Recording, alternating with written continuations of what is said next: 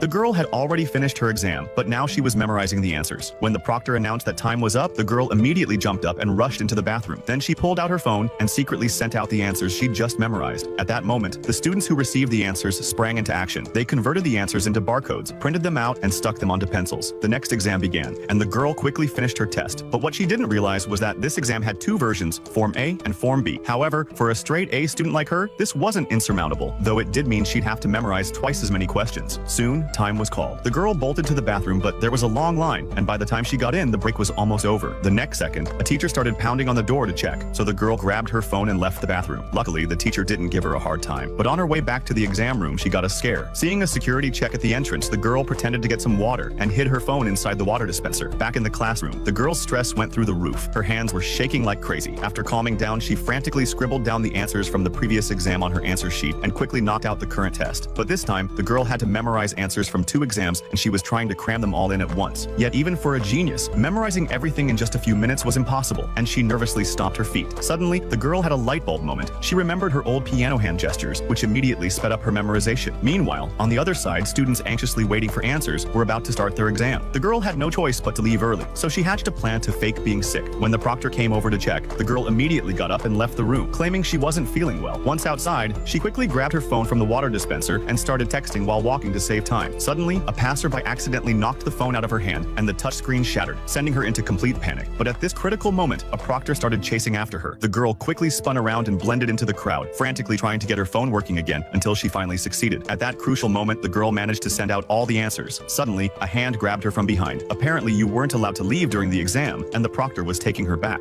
On the way back, the girl slipped her phone into a stranger's backpack and luckily managed to dodge the bullet.